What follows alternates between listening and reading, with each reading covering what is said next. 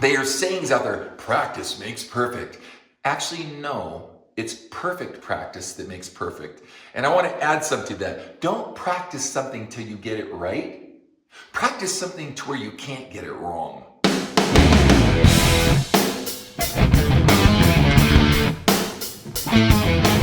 Everybody, welcome back again to Ken Tamplin Vocal Academy, where the proof is in the singing.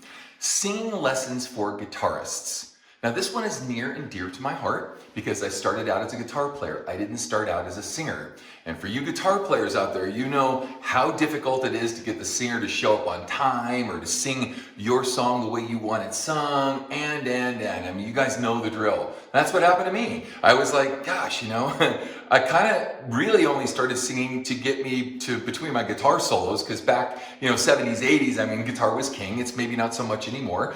But at the same time, I really got tired of relying on a singer or the ego of a singer or them not singing something the way I wrote it or the way I wanted it to sound, or even a song the way, if you're doing a cover, even sounding like your original song. So back to singing lessons for a guitar player. So what happened was, I was playing guitar, a lot of guitar, and I joined this band called Joshua. I was the second guitar player. Now, Joshua is a person, just passed here recently, God bless his soul, was billed as the fastest guitar player in the world. And I was the guy that we were going to exchange licks, and he kind of would beat up on me every night, right? I wasn't the singer of that band. The singer was Rob Rock. You can look him up.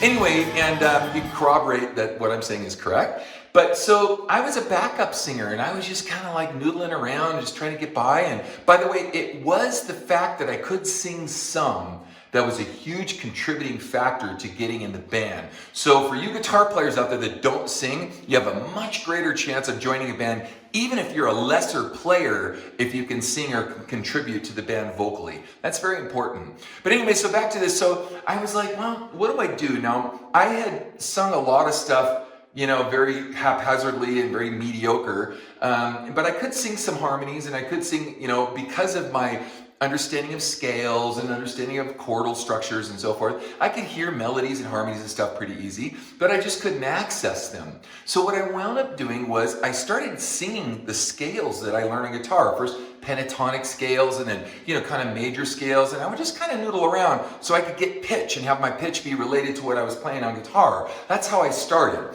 So I started with that, and then of course I wanted to be Lou Gramm really bad when I was growing up, and I wanted to be Mickey Thomas, but that was totally out of the stratosphere for my ability to sing, especially back then. Though I did later learn how to do that. It wasn't at that point I could. Robert Plant, David Coverdale, Paul Rogers, all those guys. Dio, I'm looking at this going, wow, these guys are amazing. How could I ever get to this? So once I did that, and for you guitar players, or actually any instrumentalists, I want to commend something to you. That is this. Most instrumentalists understand how long it takes to get good at an instrument.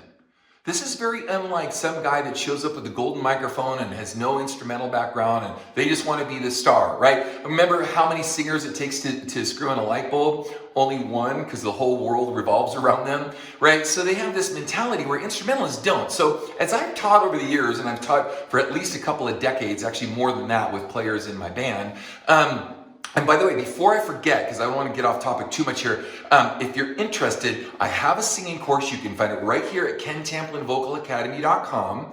You can also join my free singing forum that's there. Just kick the tires a little bit, test it out and see if this is right for you, or if our personalities match, or the information I have that matches. But again, especially if you're an instrumentalist, this is the background I came from, what I say and how my approach to this might really resonate with you.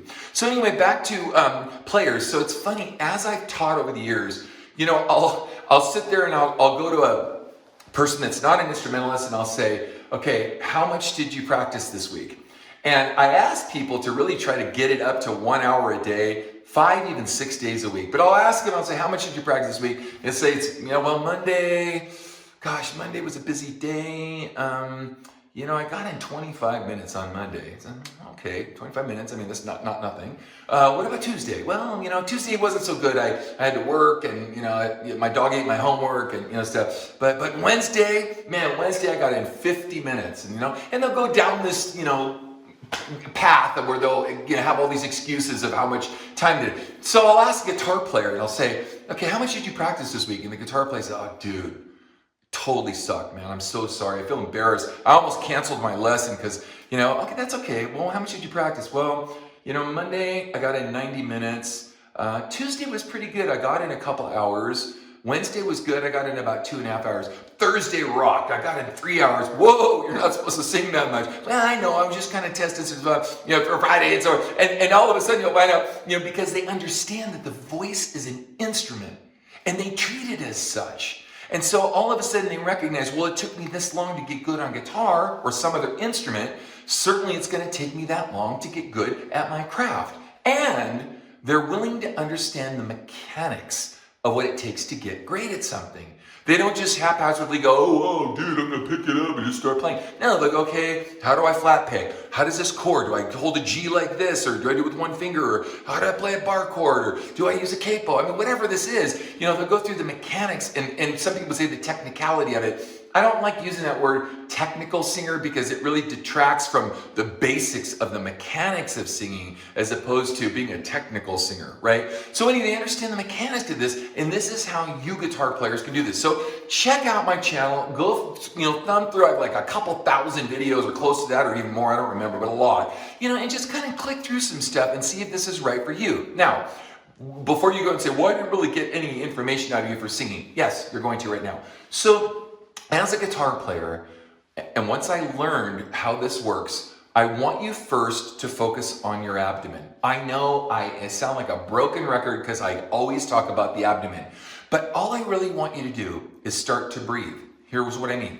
I just want you to go, try to breathe from your stomach. Just think about that. Don't breathe from your chest cavity. Don't go.